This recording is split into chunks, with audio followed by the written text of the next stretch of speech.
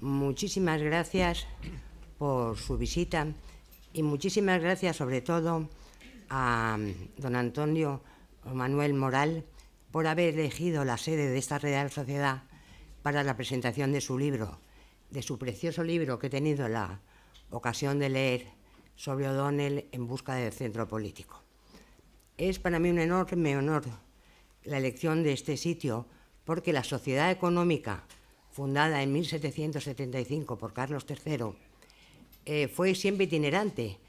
Tenía sus reuniones en casa de los socios, tenía sus reuniones en el ayuntamiento, donde a la Junta de Damas no la trataban muy bien, le retiraban las estufas para que se fueran y al final O'Donnell, el año 1866, como muy bien dice el libro de don Manuel, sentó la casa de la Real Sociedad Económica en este edificio.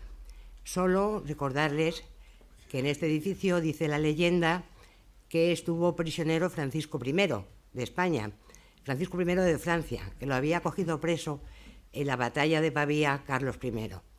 No sé si es más bien una historieta, pero parece que estuvo aquí 2 o 3 días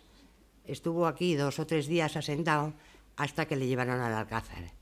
También dice la leyenda que Chueca, el músico, la leyenda o la verdad, porque yo no me sé el tracto sucesivo de esta casa, que Chueca, el músico, nació en esta casa, pero si Tony Leblanc nació en el Museo del Prado, ¿por qué no van a hacer Chueca aquí? Está bastante bien traído al caso. Quiero decirles que este es un edificio, es el edificio civil más antiguo de Madrid, que tiene un precioso arco, porque el que han entrado todos, que es un arco único en Madrid, que se llama Túmido, que es medio gótico, medio mudéjar, y no hay otro en Madrid. Y quiero decirles también que si es el edificio civil más antiguo de Madrid, que se salvó de la piqueta del ayuntamiento milagrosamente en el siglo XIX, también tiene en su sede, en su seno, a la Real Sociedad Económica Madrilense de Amigos del País, que es la Real Sociedad más antigua de Madrid. De manera que está muy bien que actos tan importantes y que personajes tan importantes se celebren en esta casa. Y nada más recordarles que las Reales Sociedades Económicas se fundaron a impulso de Campomanes, que llegaron a ser 96 en España, importantísimas. La primera fue la Vascongada y la segunda la de Madrid, que llegó a ser la más importante de todas ellas. La de Madrid, que es la segunda más antigua y que ha reunido aquí a los mejores pensadores ilustrados de la época del 18, porque esta sede, esta casa, es la cuna del liberalismo. Y nada más, muchísimas gracias por su atención y dejo la palabra, creo que ha venido el presentador. Sí. Bien, pues entonces al presentador, muchas gracias. Estaba absolutamente convencido de que era 1:30 y que llegaba con un cuarto de hora para poder tomar un café tranquilamente. Y no sé en qué punto en algún momento de información he recibido 7:30, pero no había vuelto a mirar. Disculpen, pero bueno. Si estuviera en clase, ya me habían puesto, el delegado me había puntuado para la calificación final que recibimos los profesores. Ahora es al revés, las hemos recibido al revés. Ahora lo explicaré. Y bueno, la cuestión es que a pesar de todas mis disculpas, yo ya había caído con todo el equipo. Bueno, me decía el autor, Antonio Manuel Roncal, que, bueno, dice, pues nos distribuimos un poco el trabajo, los que estamos allí, y si no te importa, hablas de la época, y yo hablo de O'Donnell, y me parece bien. Pero yo le voy a añadir un detalle que él no me lo ha dicho, pero me parece que es lógico, que es hablar de él mismo, ¿no? En una presentación de un libro, lo tradicional es que se hable del autor y bien, ¿no? Para eso te lo invitan, si no, no te invitarían, ¿no? Y yo lo hago con mucho gusto, por supuesto, porque la verdad es que me resulta muy agradable hablar bien de Antonio Manuel Roncal.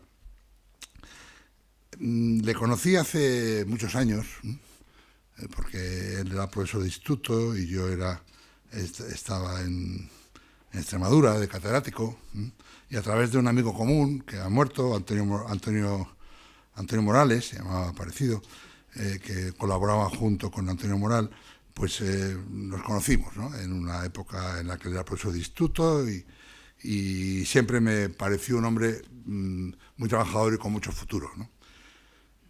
La verdad es que es una pena porque cuando yo fui catedrático, éramos 20 catedráticos de historia contemporánea y 10 procedían de instituto de enseñanza media y 10 procedían de la universidad. O sea, la verdad es que el sistema era muy abierto, muy libre, contra lo que se crea, era relativamente poco endogámico, lo demuestra el hecho de que 10 profesores venían de enseñanza media, es decir, que habían ido directamente a las oposiciones y habían sido catedráticos de enseñanza media directamente.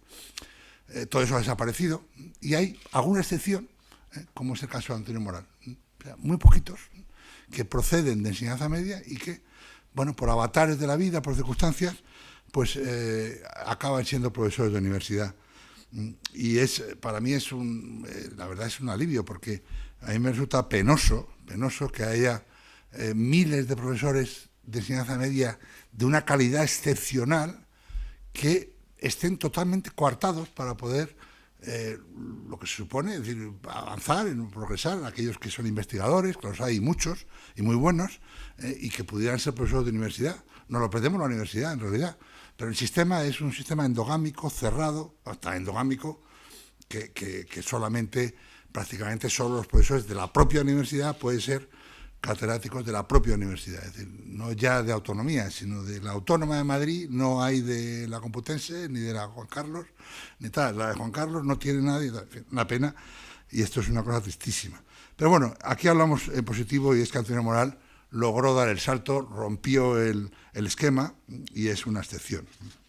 Bueno, decía antes que Antonio Moral es un profesor de historia contemporánea, en fin, de conjunto. Quizá porque venga de enseñanza media, porque la enseñanza media tiene una visión general de la materia, de la química, de la física o de la historia más general, y por tanto pues sirven un poco para todos, o sea, son capaces de dar clase de temas muy generales.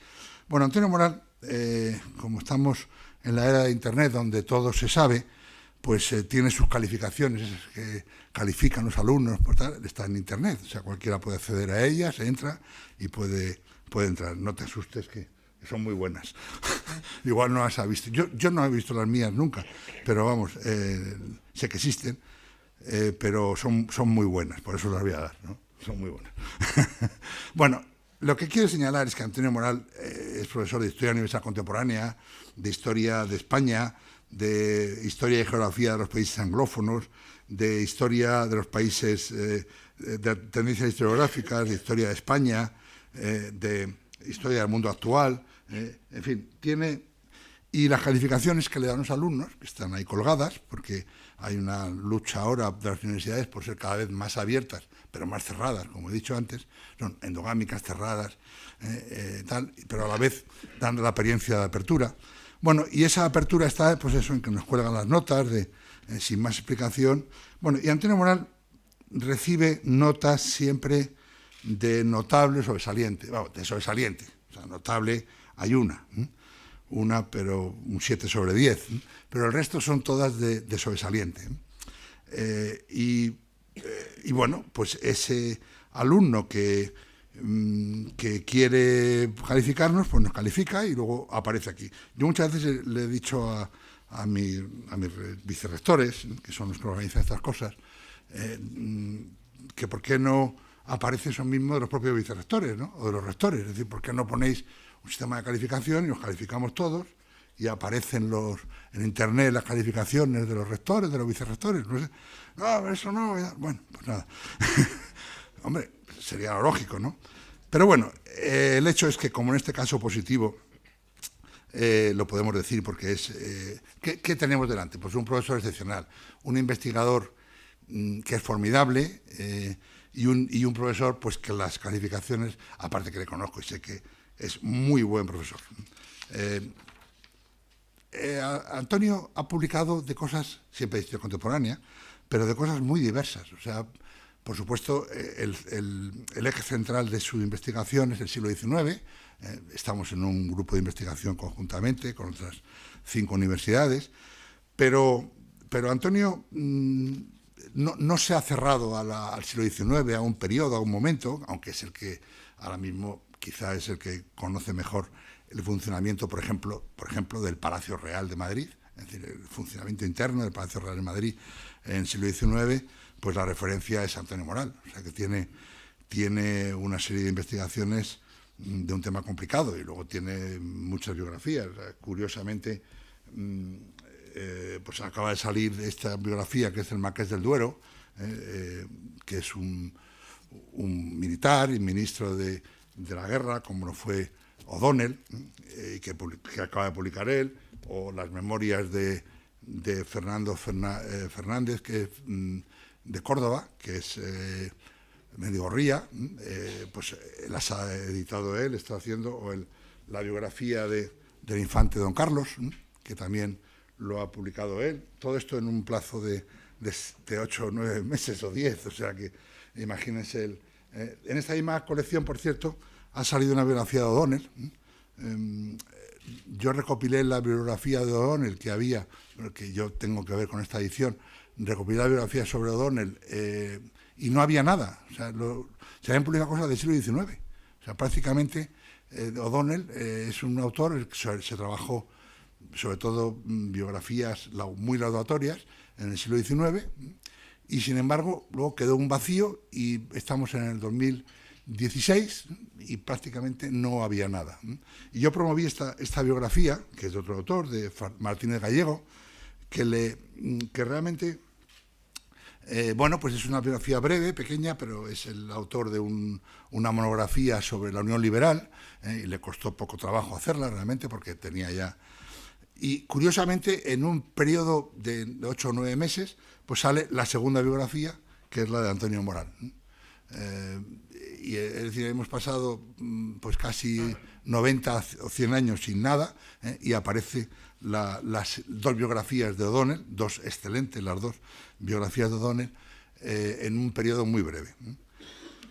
Bueno, porque era un personaje muy interesante, pero en fin, también porque la biografía era un género que se había ido dejando, pero vamos, el hecho de que hayan aparecido dos biografías nunca es malo, porque siempre se complementan y es bueno.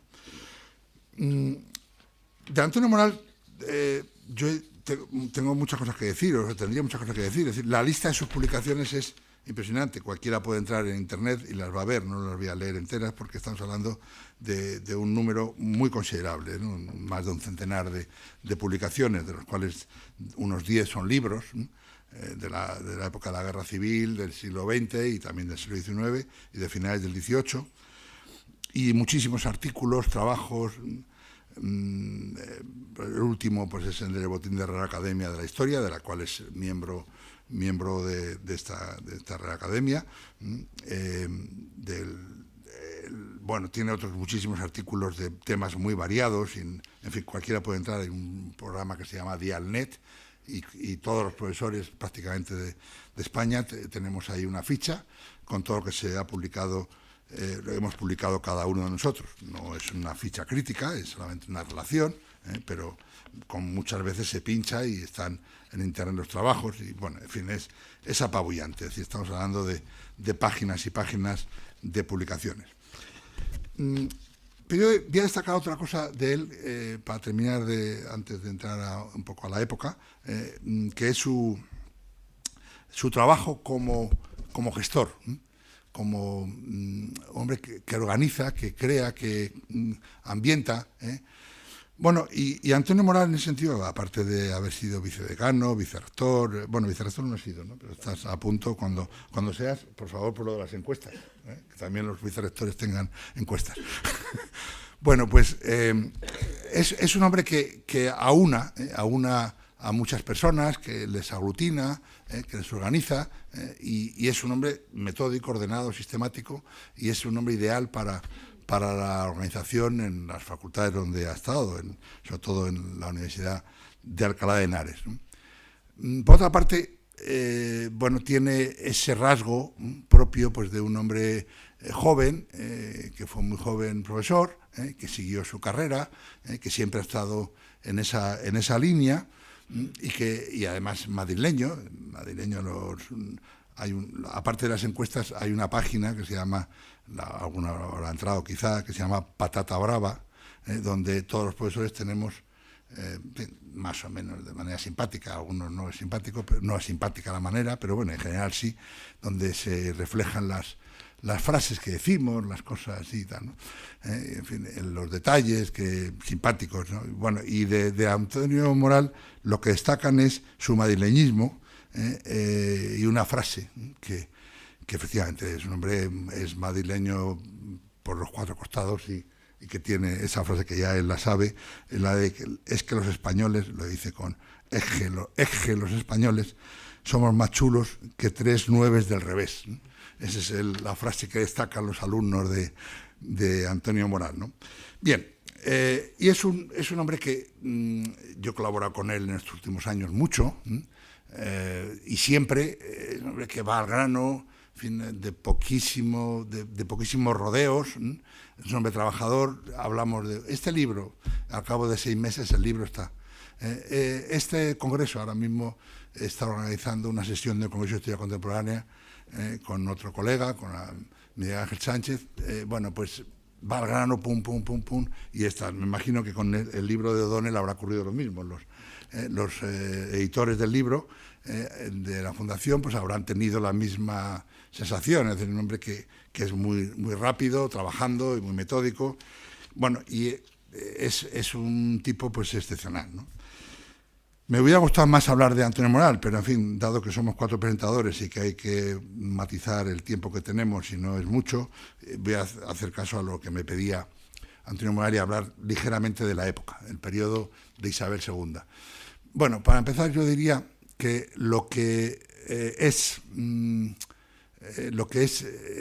común en la España del siglo XX, de la transición a nuestros días, que es la democracia, en la apariencia es lo que hay en el siglo XIX, pero hay que despojarse. A mis alumnos cuando empiezo las clases siempre les digo, olvidaros de esto es la apariencia, pero el sistema es exactamente al revés. Es decir, ahora se convocan elecciones, el que la gana gobierna, cuando pierde la mayoría, o en fin, o dimite, o sencillamente no quiere volver a presentarse, rara avis porque no es lo común, pero bueno, sigue en el gobierno el partido, en fin, con otra persona, pero el sistema es por mayorías, ¿no? Bueno, en el siglo XIX el sistema es exactamente al revés. Primero, la corona nombra a un presidente, un jefe de gobierno, y ese jefe de gobierno convoca elecciones y las gana. Y cuando pierde el favor de la corona, en este caso Isabel II, pues esa persona cae. Y el nuevo que ha entrado, el nuevo que la corona nombra, convoca elecciones y gana. Ese es el procedimiento, digamos, más limpio y más parecido a la democracia, pero exactamente al revés. Siempre las gana quien la corona nombra rey. El otro sistema es organizar un golpe de Estado, una revolución, llegar por la fuerza, que la corona le dé el favor por la fuerza, cosa pues, que ocurrió unas cuantas veces en el siglo XIX, en la época de Isabel II, y que a partir de ahí convoca elecciones y la apariencia es que el Congreso de Diputados o el Senado pues tienen mayoría ese gobierno, hasta que de nuevo, por una revolución o sencillamente por una presión, por un cambio, por 1000 motivos que ahora no puedo entrar, cambia. Entonces, claro, es muy parecido a lo que puede ocurrir en el siglo XX en muchos países iberoamericanos. Es decir, ese modelo que es la fuerza del ejército, los partidos políticos que existen, y la corona, en fin, no hay la corona en Iberoamérica, pero en fin, el poder fáctico, tienen ese modelo que puede parecerse, ¿no?, a lo que es el siglo XIX español. Es decir, no es un modelo parecido. O'Donnell, en un sistema electoral puro, nunca hubiera sido jefe de gobierno, porque, vamos, muy improbable que lo hubiera sido, pero en fin, en todo caso, el hecho es que él tenía que estar en este ambiente, en esta época. Y O'Donnell, pues, digamos, es hijo de su tiempo y así actuó, es decir, que sustituyó a un general que era Narváez, o a Espartero, o colaboró con Espartero, y finalmente pues eran los generales prácticamente, que eran los jefes de los partidos, de los tres partidos fuertes, el moderado, el Unión Liberal y el progresista, los jefes de tres partidos que coincidía que eran militares, pero eran los jefes de los partidos, y siempre tenían una parte del ejército con ellos, en fin, y en función de ese poder, en fin, de lo que las armas eran capaces, y también en momentos de más tranquilidad, como es el gobierno largo de O'Donnell, pues es un... Lo cual no quiere decir que el país fuera un país turbulento a todas horas, o sea, no. No, cuando estudiamos el siglo XIX y concretamente el reinado de Isabel II, no podemos pensar en sabernos todos los gobiernos, es imposible. Es decir, estamos hablando de 250 gobiernos, o sea que es imposible, o sea que no, 500 ministros, o sea, es inútil, ¿no? No hay posibilidad, o sea, es un cambio tan fuerte, tan radical que no es posible. Pero si entendemos la historia política del siglo XIX así, es decir, como la iberoamericana, en el sentido de, como dice Raymond Carr, las tres fuerzas, la corona, el ejército y los partidos, que siempre dos están contra una, es la corona y los partidos contra el ejército, y entonces hay una revolución. O son los partidos y el ejército, entonces destronan a la reina, o en fin, a Isabel II y la echan. En fin, siempre hay dos contra uno, ¿no? Y ese es el modelo en el que se engarza O'Donnell, del cual pues no voy a hablar porque no tengo mucho más que hablar, y me parece que me he pasado un poco del tiempo. Vale, pues muchas gracias. Me gustaría agradecer las palabras de aquellos que me han precedido en el uso de la misma. A doña Pilar Becerril, presidenta de la Real Sociedad Económica, donde nos encontramos, rodeados de tanta historia, magnífico foro, se lo aseguro, para hablar, para debatir, para presentar un libro. A don Germán Rueda, por el contenido de su presentación. A don Manuel Álvarez Tardío, director de la colección de biografías, donde se inserta la que presentamos sobre O'Donnell, y al servicio de publicaciones de la Fundación FAES, por la confianza que han depositado en mí para escribir este libro. He intentado, a través de estas páginas, acercar un interesante personaje de la historia de España, de la historia contemporánea del siglo XIX, al gran público, a ustedes. No se trata de un libro exclusivamente dirigido para eruditos y especialistas, se lo aseguro. He intentado en este sentido seguir el sabio consejo de uno de los grandes hispanistas que todavía podemos gozar de sus obras, Stanley Payne, el cual también ha participado en esta colección de biografías, con un estudio sobre Niceto Alcalá Zamora. Hace muchos años escuché en una conferencia a Stanley Payne lamentar que la mayoría de los historiadores españoles escribiéramos para nosotros mismos o para nuestros colegas, en vez de dedicarnos a conectar con el gran público, con ustedes. Decía que no ocurría así en los Estados Unidos. Y tenía razón. De ahí que esta biografía sobre Leopoldo O'Donnell tenga como claro destinatario a ustedes, personas interesadas en nuestro pasado y en ese ejercicio de libertad que conlleva la lectura de una biografía. Una biografía nos muestra cómo han transcurrido otras vidas, abre nuestra mente a trayectorias vitales muy distintas de las nuestras. En este sentido encierra un contenido formativo y nos ayuda a reflexionar sobre la identidad de las personas, sobre nuestra identidad. Por eso les invito a que lean esta biografía de O'Donnell. Uno de los mayores problemas a los que se enfrenta la biografía es su credibilidad, una cuestión tan porosa y delicada que requiere de muchos esfuerzos para ganarla ante el lector, ante ustedes, y que sin embargo los historiadores podemos perderla de inmediato. En mi defensa, les advertiré que he leído cuanto he podido sobre este político español del siglo XIX, que no tiene muchos acercamientos biográficos, como ha dicho el profesor Germán Rueda. Efectivamente, como pueden ustedes comprobar en el apartado de bibliografía final, tan solo hay 3 biografías en su propia época, y concretamente entre 1860 y 1869. Después, el silencio. Tan solo roto por un breve acercamiento de Francisco Melgar en 1946. Por ello, ha sido necesario buscar el rastro de O'Donnell en los archivos de otros personajes contemporáneos, como los archivos privados de Isabel II, del general Narváez, el líder del Partido Moderado. bucear en las intervenciones parlamentarias de O'Donnell en el Senado y en el Congreso, analizar su expediente militar y el rastro documental que dejó como gobernador de Cuba y como miembro de la corte de Isabel II. Se ha escrito que su partido político, la Unión Liberal, fue esencialmente la cabeza de O'Donnell, el puño de O'Donnell, la oportunidad de O'Donnell. De ahí la necesidad también de imbricar al personaje con su plataforma política, la cual ha recibido más atención de los historiadores que su propio líder. De ahí la oportunidad y la necesidad de acercarnos a tan singular político español del siglo XIX, un político que, curiosamente, no parecía español. Descendiente de irlandeses, alto, rubio, flemático, reflexivo, quizá demasiado frío para algunos de sus contemporáneos. Parecía más británico que español y, sin embargo, fue un español imbuido de las preocupaciones del resto de sus compatriotas en un tiempo, el siglo XIX, pleno de posibilidades y ambiciones de progreso. Un tiempo de construcción de una nueva España, de una nación liberal. Por eso, resulta necesario explicar esa época, como ha señalado el profesor Germán Rueda, situar al hombre político en su tiempo, que le acompaña y, a su vez, resulta parte integrante. Presento en este libro la situación histórica que vivió, la que recibió como gobernante y la que dejó en herencia tras sus 3 experiencias como presidente del Consejo de Ministros.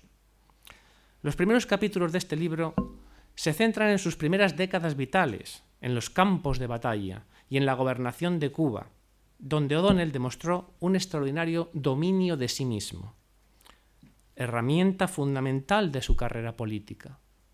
Pues, como señaló Confucio, quien no sabe gobernarse a sí mismo nunca podrá gobernar a los demás. Al apostar por un proyecto de conciliación entre las diversas ramas del liberalismo español, O'Donnell descubrió cierto don para atraerse amigos y simpatías frente al mando impetuoso, enérgico de un Narváez, de un Prim. El de O'Donnell fue más suave, logrando esa autoridad que se concede a quien sabe ganarla. Frente al lujo que desplegaron muchos políticos que consideraron necesario para realzar su prestigio, O'Donnell destacó por su modestia de costumbres, lo dijeron sus contemporáneos, alejándose en su casa particular de ostentaciones innecesarias, que le procuraran inspirar a sus familiares, amigos y correligionarios más confianza que temor. Supo escuchar y analizar, rodeándose de aquellos políticos que consideró los mejores y más preparados para una tarea, modernizar a España fomentando. O'Donnell evitó declaraciones categóricas y excesivamente comprometedoras en materia de doctrina política, para evitar un encasillamiento ideológico rígido. En su opinión, España había tenido demasiados principios y muy pocos resultados, muy pocos logros reales desde 1812. Su acción de gobierno así lo demostró, muchos más logros que principios ideológicos, pero ello, como ustedes comprobarán a través de la lectura de este libro, le terminó pasando factura, paradójicamente. Y es que toda acción política, en el fondo, necesita claros principios ideológicos. La política exterior emprendida por Leopoldo O'Donnell fue considerada durante muchos años, sobre todo por nosotros los españoles, como una exposición de ambiciones imperiales fracasadas, quijotadas románticas, inconexas y sin objetivos definidos. No es verdad. Estudios más sosegados y desapasionados han demostrado que no puede ser definida su política exterior de esa manera. Las intervenciones españolas en África, en América y en Asia, durante sus gobiernos, tuvieron una serie de claros objetivos. En primer lugar, fue una herramienta más que utilizó O'Donnell para lograr una inusual estabilidad gubernamental, potenciada por un clima de unión social y política que favoreciera la imagen de una nación liberal, unida y en vías de modernización. Además, intentó asociar estas intervenciones con el clima de optimismo y crecimiento económico interior. Por otra parte, resultó evidente la necesidad de defender la unión de Cuba y Puerto Rico con España, Pues O'Donnell lo conocía, había sido gobernador de la Gran Antilla y siempre evitó pasar a la historia como el estadista español que fue despojado de las últimas colonias. Finalmente, el conde de Lucena intentó utilizar la política exterior para mermar la tentación abstencionista del Partido Progresista y, por ende, su ruptura con el régimen liberal isabelino, implicando a la oposición en los debates sobre política internacional. Como señalo en el título del libro, O'Donnell buscó el centro. El espacio político que quiso ocupar fue el centro, entre el Partido Moderado y el Partido Progresista. Las grandes formaciones, como ha señalado el profesor Germán Rueda, del reinado de Isabel II, las cuales también aspiraron al mismo en varias ocasiones, presentando a sus rivales de tal manera que ellos a veces asumían una posición central. La lucha por el punto de centro no es, como ustedes ven, patrimonio de la actualidad. ¿Y qué podía definir al centro, al centrismo? Bueno, pues la verdad es que se barajaron varias fórmulas, que fueron desde la utopía de un partido único, nacional, liberal, la Unión Liberal, hasta la mera suma de diputados de los dos partidos más importantes en crisis amenazante. Cuando yo era pequeño, mi profesor de historia siempre me decía: estudiar este periodo es muy fácil. La Unión Liberal fue la suma de los progresistas más moderados y de los moderados más progresistas. Sí, en cierto modo fue eso, pero no hubo una fusión. Ahí eso fue un problema del partido. O'Donnell fue presidente del gobierno en 3 ocasiones y en una de ellas logró que su gobierno durara 5 años, el máximo récord de permanencia y estabilidad de un partido en el poder durante el reinado isabelino. No se extrañen, pues, que esta biografía analice en 2 capítulos el papel de O'Donnell en esos 5 años tan singulares del siglo XIX, que algún historiador no duda en llamarlos la época dorada de Isabel II. Como comprenderán, la lectura de este libro creo que les puede ayudar a comprender mejor la España de la mitad del siglo XIX. En el siglo I a.C., el historiador y biógrafo Plutarco advirtió a sus lectores: no escribimos historias, sino vidas. Pues por eso les ofrezco la vida de un español singular que trató de aportar su grano de arena a esa ambiciosa empresa de modernizar España, a la que todos deberíamos contribuir unidos. Pues ¿por qué no empezar leyendo su biografía? Muchas gracias. Estimada doña Pilar Becerril, presidente de la Sociedad Económica Matritense Amigos del País, estimado profesor Manuel Álvarez Tardío, director de la colección de biografías políticas de FAES, querido profesor Antonio Moral Roncal, autor de la biografía, enhorabuena por ella, y estimado profesor Germán Rueda Hernández, que a pesar de la tardanza, pues aquí está presente, y le agradecemos mucho su presentación. Como estamos en una sociedad matritense, permítanme, antes de hacer alguna consideración, unos recuerdos históricos matritenses, porque curiosamente aquí se ha citado la historia de 3 generales en el tiempo de Isabel II: Espartero, Narváez y O'Donnell. Durante 11 años, cuando yo iba de mi casa en Madrid a mi colegio era el Colegio del Pilar, de la calle Castelló, para que no quede ninguna duda de dónde vengo, yo cruzaba todos los días, tenía que cruzar por Narváez, después por O'Donnell y pasar por delante de la estatua ecuestre de Espartero. Estatua ecuestre más conocida en la terminología madrileña por algunos atributos del caballo que por el jinete que lo montaba. Me acerqué luego a Espartero por la sencilla razón de que en los años que viví en La Rioja, en Logroño, pues Espartero era riojano, y eso me hizo acercarme especialmente al estudio de la época de Espartero. Curiosamente, en el despacho oficial de la Moncloa, del Palacio de la Moncloa, donde viví 8 años, y de donde me fui voluntariamente, quiero decir,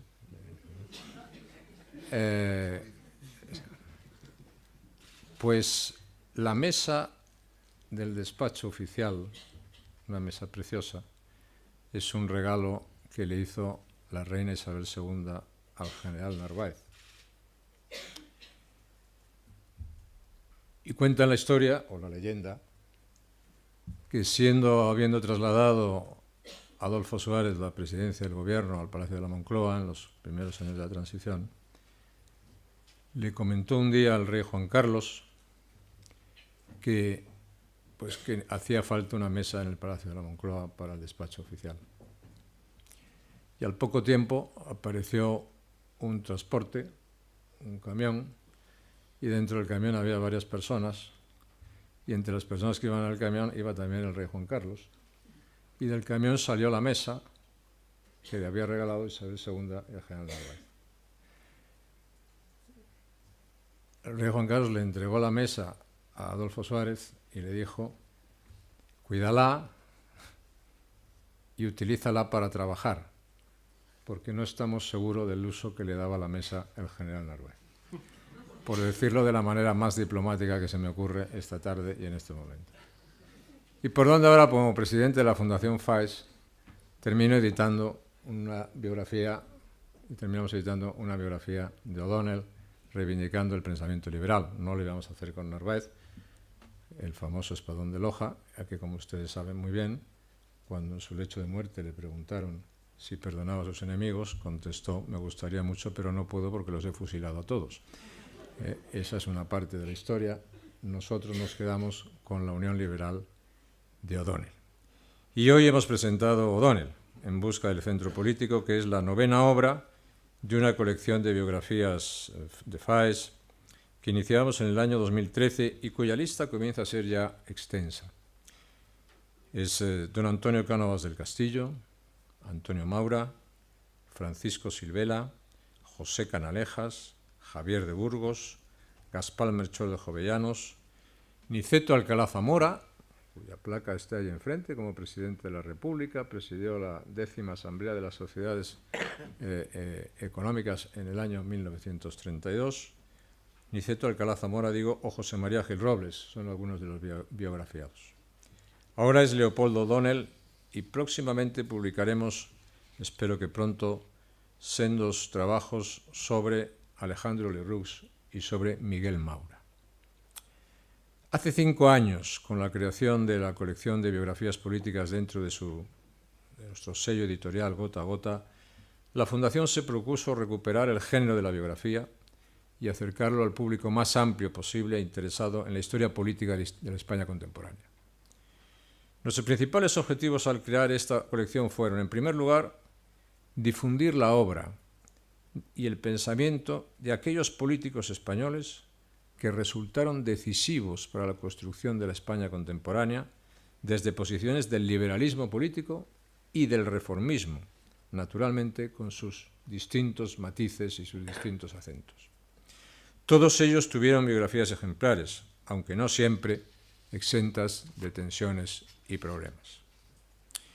En segundo lugar, quisimos que estas biografías sirvieran para reconstruir el hilo del discurso y la acción de liberales, de conservadores y reformistas en la España contemporánea, mostrando a través de sus vidas la existencia de una línea de continuidad consistente que es preciso tratar para acreditar una larga, provechosa y plural tradición del centro-derecha democrático liberal en España.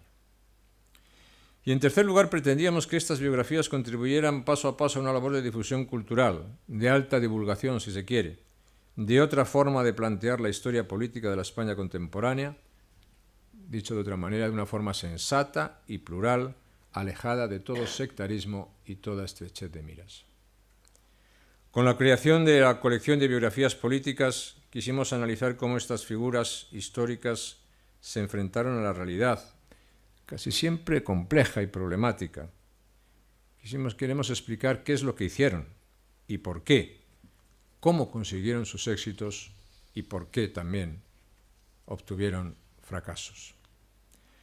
El trabajo de los diferentes autores de esta colección reexamina críticamente y, por qué no, en muchos casos también, refutan creencias muy asentadas, como por ejemplo el del fracaso de la Revolución Liberal en España, la insensibilidad social de liberales, el del peso del caciquismo como factor de atraso, el autoritarismo recurrente de las derechas y su incapacidad para el compromiso, o el de identificar la democracia con los valores de la izquierda y dar por sentado que ésta contaba con un programa democratizador consistente, o el de considerar, por tanto, el regeneracionismo como un discurso inequívocamente modernizador.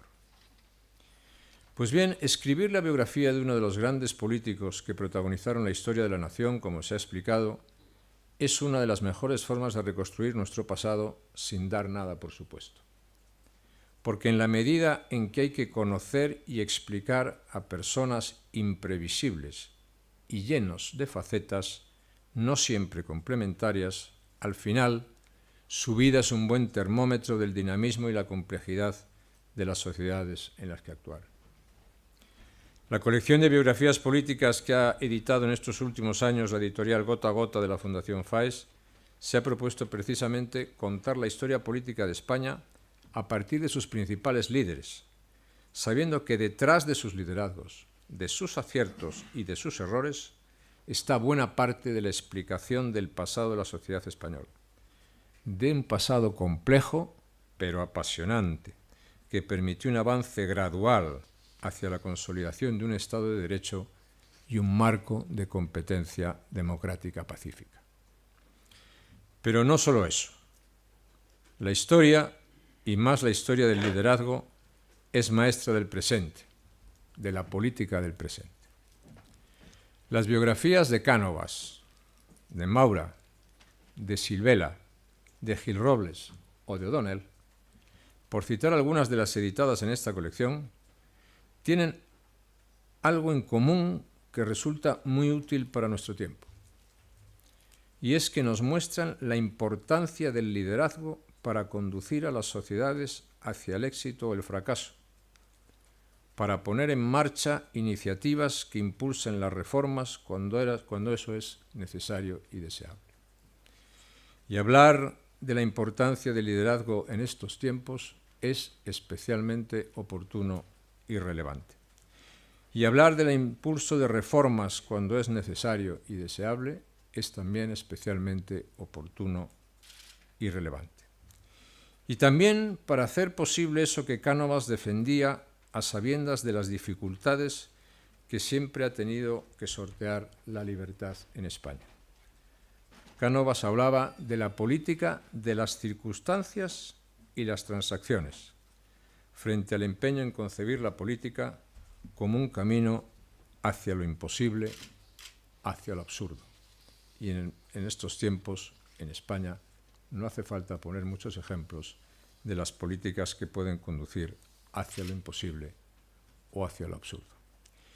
La biografía de O'Donnell es así un ejemplo de un liderazgo empeñado en hacer posible una política de acercamiento, de transacción entre grupos para conseguir estabilizar la política de la libertad en una España que se asomaba a la modernidad con enormes dificultades.